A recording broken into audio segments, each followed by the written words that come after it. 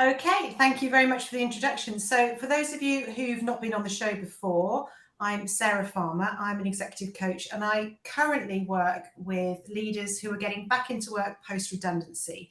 But I work with leaders across the board as well. But at the moment, it's purely about helping these people get better confidence, better resilience, and improve the skills so that they can really hit the ground running. So when they say yes, they can then go straight into having some great success that's sustained. God, that's a lot of S's, isn't it? Sustained success, put the teeth back in, which gives them much more control over what happens to them in the future.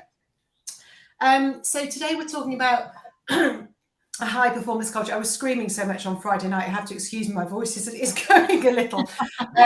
So how do you get create a high performance culture? This is for all leaders. The more senior you are, the more important this becomes, actually.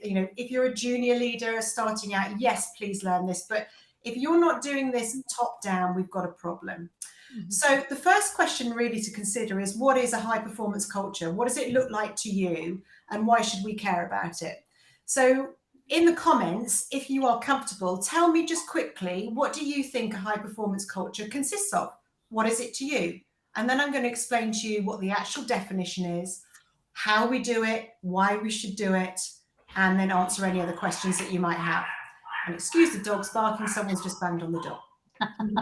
So while the dogs are having their moment, I would say, for me, I think a high performance culture has an aspect of people doing, like team members, not just doing stuff that they've been told because they've been told to do it.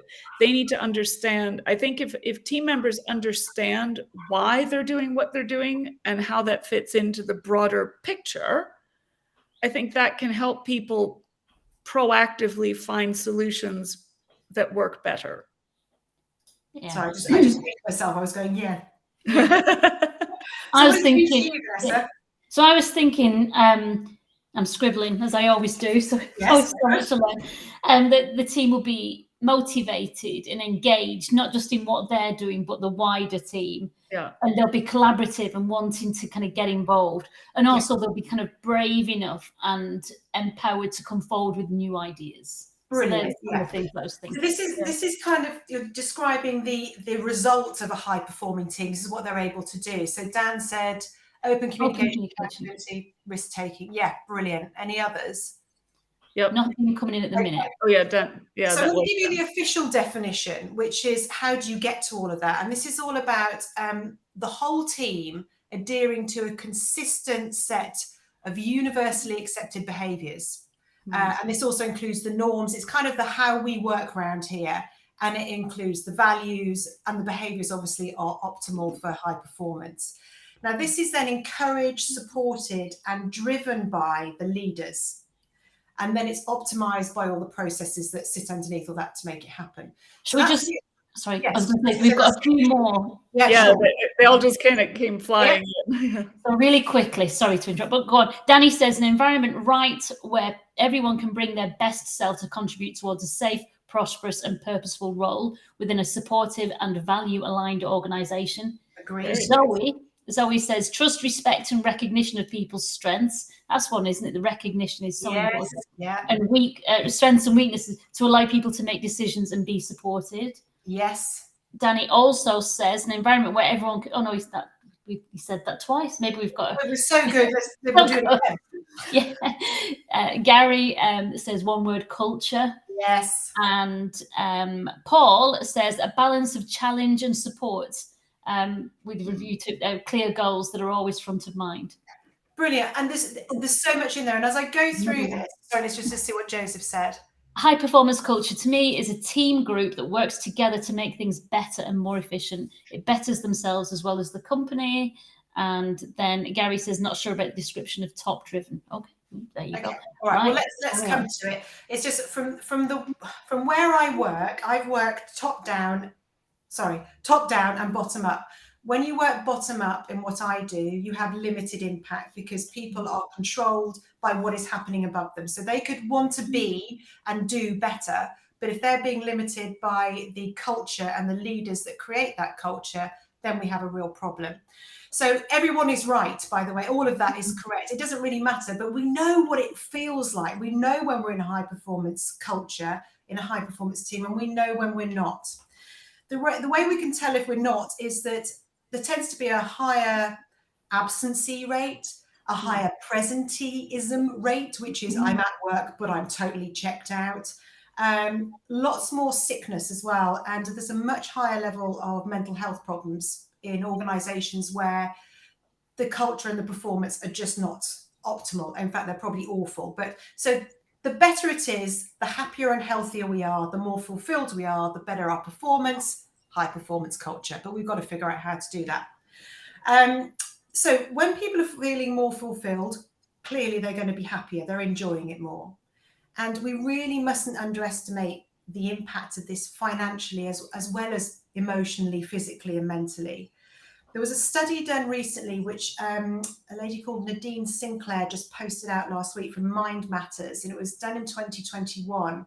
And it showed the estimated cost of mental health absenteeism and presenteeism to European organisations was between 378, I'm just going to look at the numbers, and 469 billion each year. Wow. Billion. So this is just in Europe. So there's a lot more that we need to do. I know from the role that I'm in, and I see this all the time, leadership generally is not good enough. And I'm just going to be very clear about that. And it's not because people don't want to do a good job.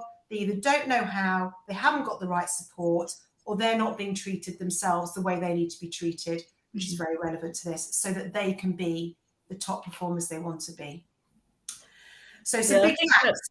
I think that top-down aspect is really important, because if you could have the best middle managers in the world, but if they are handcuffed and limited in what they can achieve because upper management is not giving them the bandwidth or budget to do what needs doing, no, everybody fails at that point. No matter how hard you might try in that middle tier to effect change, you just won't be able to get the results you should be getting. And this is when the people that really want to do a good job and don't get browbeaten so much, they leave. They go and find somewhere else.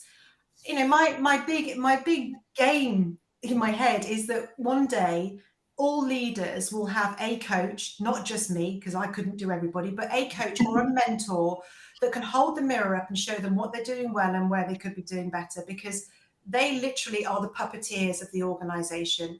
What they do, how they behave, makes everything go from there.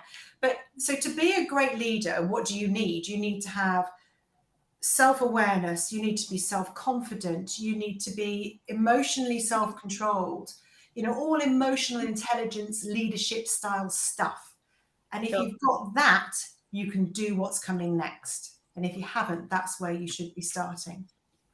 So if a leader is all that, if they are emotionally intelligent and they want to create that high performance team, where do they start? Okay. I feel really sorry for leaders, actually, because they're often chucked into leadership positions and then stay there without being given any support or any direction. Some people have some training, which is great, but it's an ongoing moving battle because you're constantly being pulled from pillar to post. So I've tried to distill it down into this. If you know this will put you head and shoulders above everybody else if you can do it as well as know it.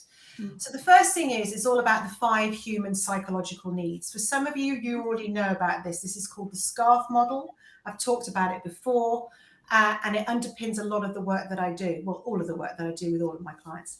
If you know how to help someone else feel great about what they do, they will perform better and they will follow you anywhere. So how do you do that? So the SCARF model is all about 5 things. First one, funnily enough, is starting with S for SCARF. It's all about status. So if you can help me feel important and like I've done my job well, I will feel valued because I am valuable. So that's all about my status. So if you mess with that, I start to feel less fulfilled and my performance will drop. The next one is certainty. If I don't know what I'm doing, where we're going, why we're doing it, how I'm supposed to contribute towards it, guess what happens? I just wander around aimlessly and I'll do stuff that'll be wrong, or I'll do stuff I didn't need to do. And then I won't get the reward and recognition that I want. And then I start to feel less fulfilled. So status and certainty. Keep a note on these as well, because I'm going to do a little quiz in a minute. Very well, good, well done. The next one is about autonomy. Micromanagement kills fulfillment, absolutely kills it. So unless I am brand new and don't know what I'm doing at all, do not micromanage me, all right? This isn't just a personal plea, this is a plea for all humans. Let us have some control over what we do and how we do it. Obviously, there's an end game and there's a way that we work, but give me some flexibility within that to show my flair, to be me, to have some initiative. Because if you take that away from me, my fulfillment will drop. The next one is relatedness. And this is all about feeling part of something bigger. When we feel on the outside of something and we're not part of it, it has a negative impact on us. We feel separated. And as humans, what we really want to do is be part of this group. Yeah. You know, when you're at school, if you were part of a group and then they didn't want to be friends with you anymore, you know how it feels. Mm-hmm. Well, I did. We all remember that. Oh, absolutely did. Yes. You know, we've been there and we've done it to other people as well, but it really messes with our human psychological need to be part of something. So keep us part of something. You know, make sure if you're telling people things, you tell everybody. Don't tell Melinda because she's your favorite and then forget to tell me and Vanessa, because we'll be really pissed off. And that will affect what we do that day and probably for the rest of the week as well. Yeah. And fairness is all about recognition and transparency. So give us the recognition, the support, and the development that we need and want. No favorites here whatsoever. Yep. Keep us in the loop, keep communicating with us. Yeah, I saw a study once where it was actually quite fascinating. It was talking about how much of your brain is occupied if you witness or experience something that you feel is unfair, that your brain can't just let go of it, that it keeps on processing and trying to rationalize the irrational. Yeah. And in this experiment, they had some people doing maths problems, and they did once like a control set, like here's how long it took to do these set of math calculations. Then they had the people watching. It looked like a one-way, mirror type experience where someone was called into a HR meeting and sacked or fired for something that was completely irrelevant. Like, you're being sacked because you're a blonde, it's just something completely random. And of course that was very unfair. And then when the people went back to do those same math problems again, they found their cognitive abilities dropped between 40 and 50%. Because part of their brain was so fully engaged in figuring out this unfairness and saying, well, that couldn't have happened because it's not right. It's not fair. It doesn't make sense. So it really has a knock-on effect to the broader performance of everybody if they're seeing all this sort of bad behavior, doesn't it? It really does. It's a good point. And we need to remember that what we do to one person or how one person is feeling doesn't just affect one person when we're at work. There's a ripple effect. So if I'm feeling low and it's impacting me, it will start to impact other people, because we can't be in a peak performance state, which is what's required to be in a high performing team. You've all got to be at your peak performance to do that. So if we are not giving people what they need more often, and let's face it, we're not perfect, we're going to get it wrong sometimes. But if we haven't filled up the emotional bank account with all of this good stuff more of the time, it's very hard to take a withdrawal and not see an impact. Yep. And what you're describing in that study is people are in a threat state. This whole SCARF model is all about, if you are not giving the people what they need, the 5 human psychological needs are not being given, they go into a threat state, which means they cannot perform. It affects mental health, physical health, everything. It starts to bring us down if it goes on for too long. And the opposite of that is, if we are getting it, we're moving towards reward, which is a really positive, open-minded, engaged state where people have ideas, creativity comes into play, problem solving, issue resolving all becomes easier. So it's a no-brainer, but it's hard to do.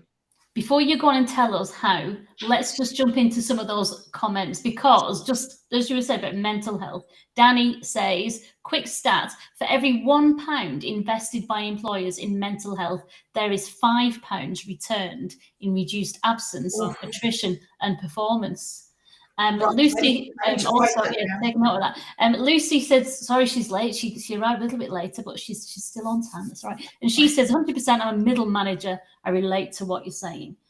Gary says, again, bottom up or top down, both have limitations. This is very true. But it's a lot harder to try an organisation from the bottom. So then he does also add that a high performance culture is one that releases the latent potential in every member of the organisation. This includes the leader or leaders. Absolutely. Amechi, welcome. Very helpfully put a link to the SCARF model, just in case anyone wants further information on that. So then Waggy says, Iris, always a communication. I don't know if we've missed something. It is always a communication. I don't know, but yeah. Okay. Lisa Foley says, leaders remembering to tell everyone everything is even more important when you are remote working. And this is always a big discussion, isn't it? Is how much is too much information, and what's the most efficient way of making, because people do need knowledge and they need information and they need to know where to go for everything, but doing that as efficiently is a problem I'm currently trying to grasp. When you have a communication lead within an organisation, effectively an internal PR person, it's brilliant. But Lisa raises an amazing point, which we all need to remember, is that since we've all gone home working or we've been disconnected more, we have felt more vulnerable and in more threat than ever before. So we're already at a deficit. Yeah, absolutely. So whatever you were doing before was never going to be enough, because we're all lowered. Our what's the word I'm looking for? Our resistance is lowered. Mm-hmm. So we've all got to do more. And to your point, Vanessa, about how much do we share, and if you have something, a lot of leaders will say to me, well, I can't share that with the whole organisation. Fine. Maybe you can't, maybe it's not appropriate, but what you do is tell them you are working on something, you are considering something, and when they will know what the outcome is, that's all they need. They don't need the details. Yeah, absolutely. That sort of commercial thing. Okay, yes, we know we have a problem with this internal system. We're talking to different vendors. We can't release any details until we make a decision. Is plenty of information. It knows that it lets people know that something is in the works, that they have been heard, and that their problems will be addressed. And especially if you can add in, hey, if anybody wants to participate in testing this or be an early adopter, let me know. Then that lets people take even more ownership, and also helps people kind of make that transition more easily, because if they are choosing to be involved, then that takes away some of that stress around change, doesn't it? It absolutely does. And so, yes, inviting people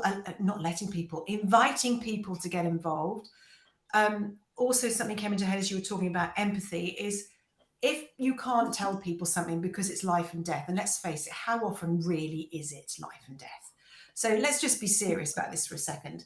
You know, we're dealing mostly, unless you're in some sort of hospital environment or something where people are dealing with life and death, generally we just think our jobs are really important and we can't tell people stuff. So think about your intent behind your decision first.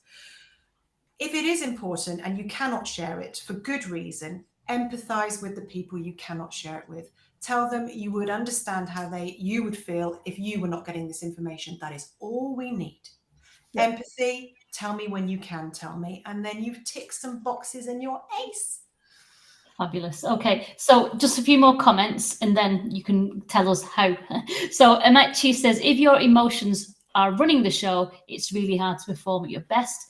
Exactly. And that's what you're saying. If you're in a state of fear or or unfairness, if something's unfair, you just can't get over it. You can't do it. No.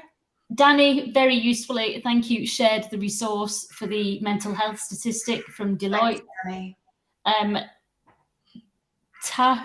Tahorul, sorry, I know we'll pronounce that wrong, says this is great, so thank you. And Danny also adds, in a comms vacuum, people create their own stories. That is so true. And then they look for evidence to support those made up stories, this confirmation bias. Absolutely. And that's it. So don't let a communication void happen in your organization.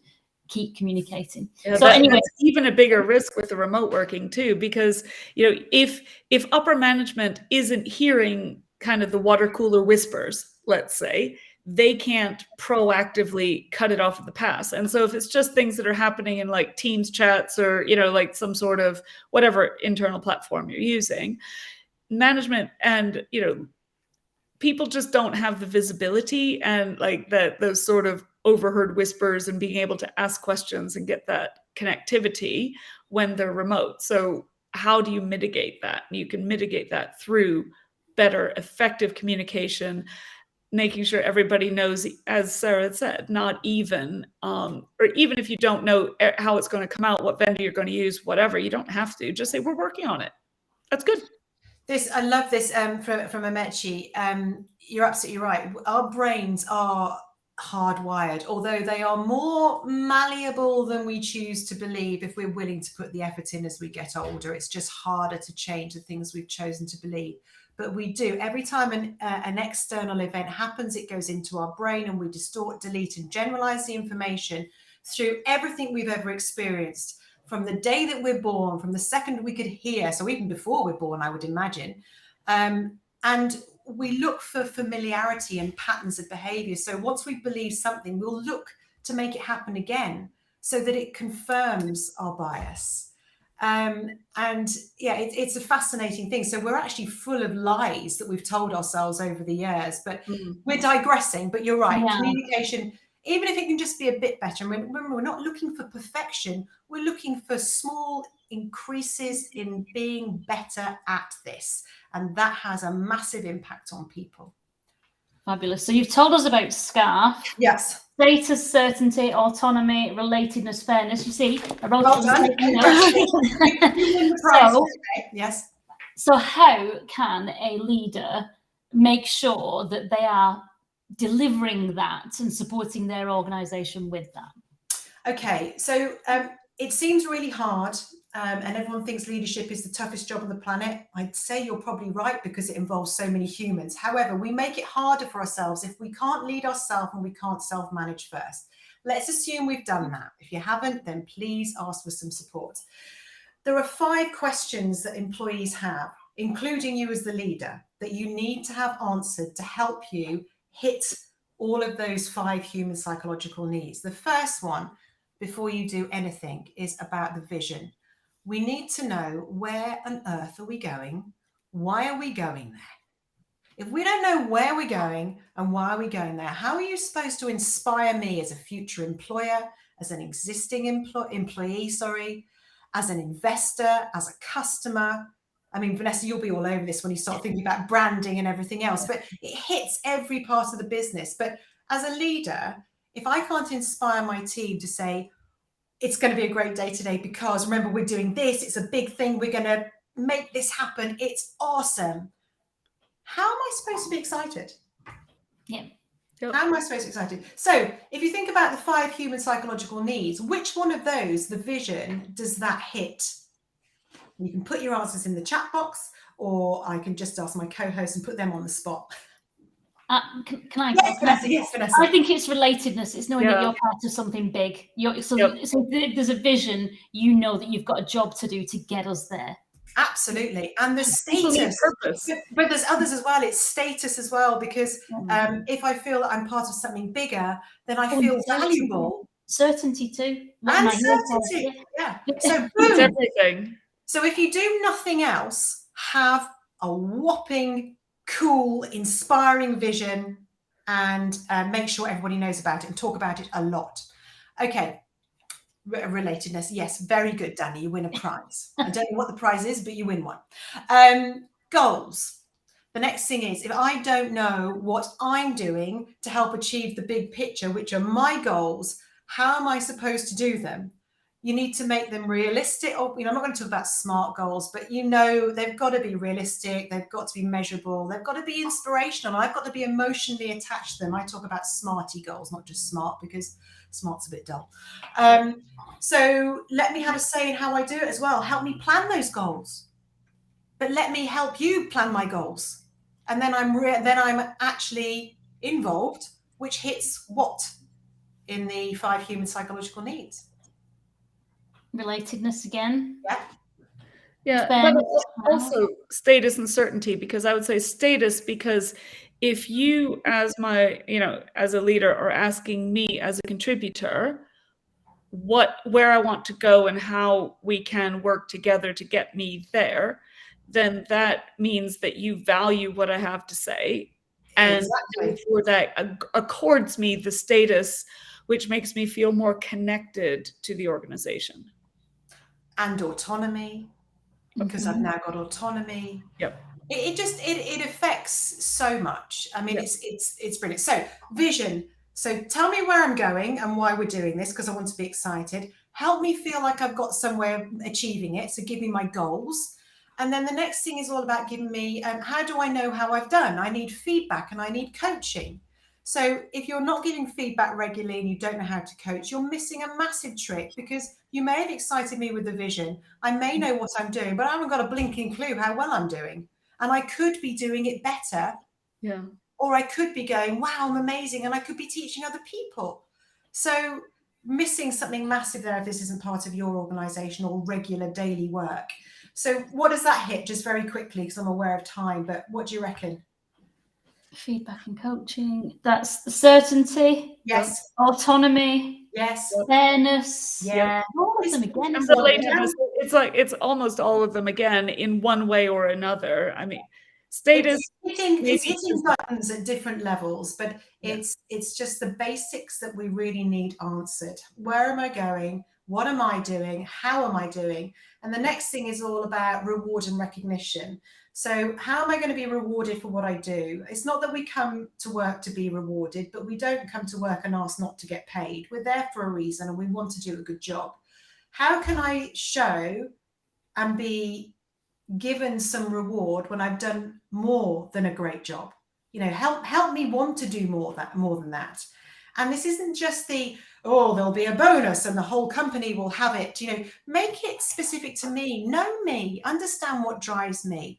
What if all I really wanted was an hour extra in bed on a Thursday morning? And if I did X, I could have that.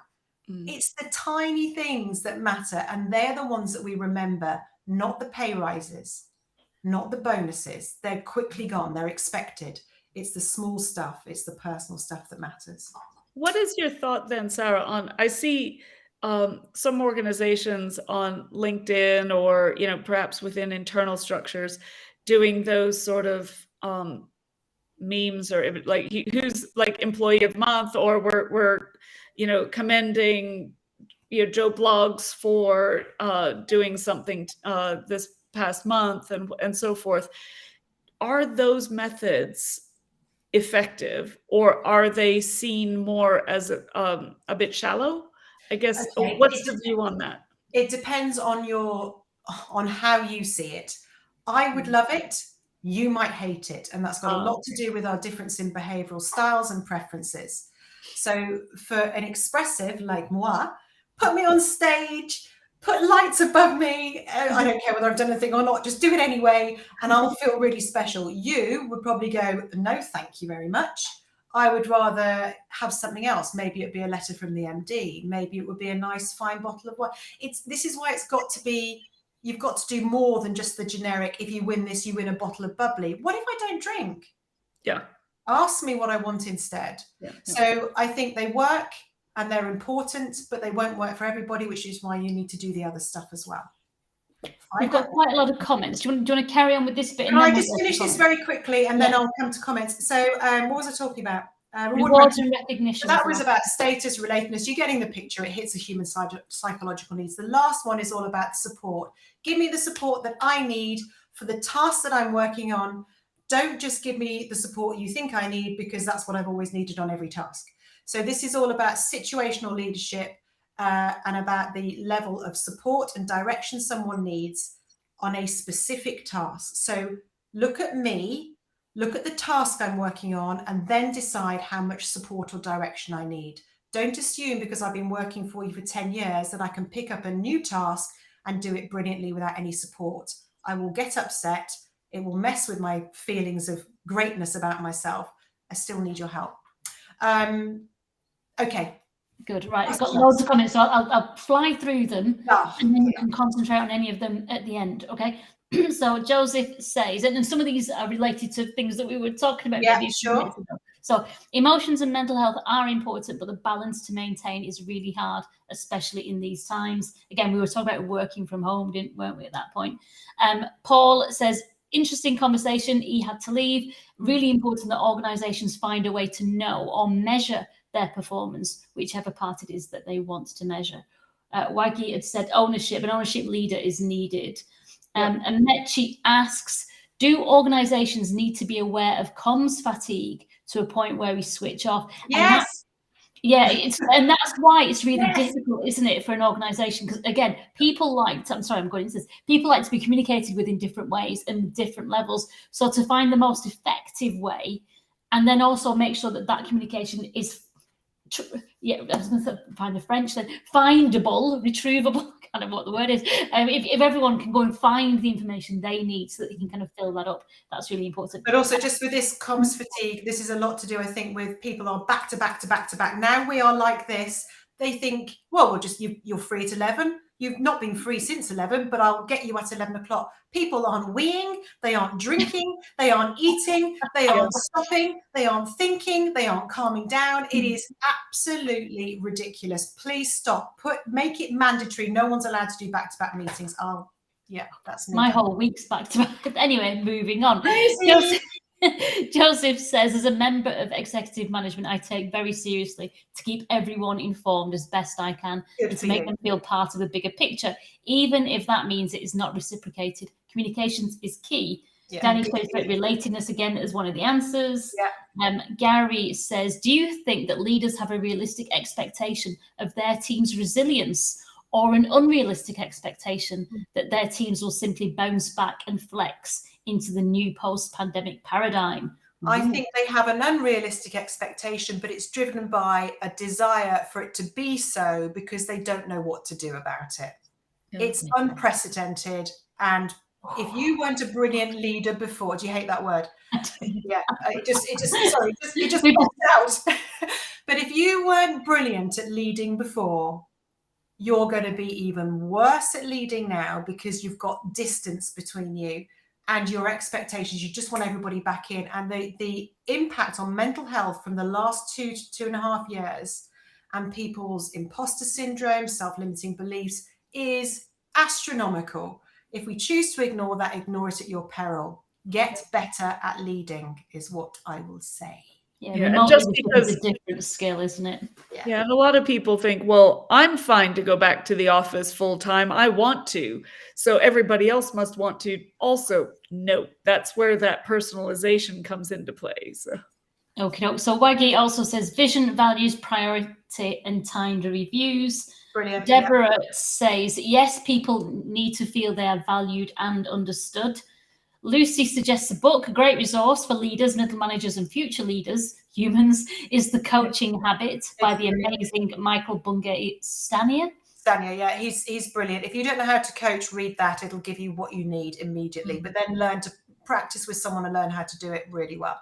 Very good. Gary says specific person-centered rewards are far more effective. Yes. Waggy says establish a climate of success. Danny says that's a great description of culture. It's the sum of small, authentic, consistent behaviors, totems, taboos, and rituals, not one-off grandiose thing like Pizza Fridays, beanbags, and installing a slide in the office. I need a slide. It doesn't all work for me, but no, you're absolutely right. It's the little things that count. Okay, Lucy says, oh, it's like the love languages, but more like leadership languages. Danny says, and met Yudo, yes, 100%, they do. Great question. Oh, which was the question that he was talking about that we distort, delete, and generalize. Right. Yeah. Okay, no. Gary says, it is the love languages. I love my work, and if my needs are met while I'm doing it, then I grow inwardly, and it has a positive effect outwardly with better performance.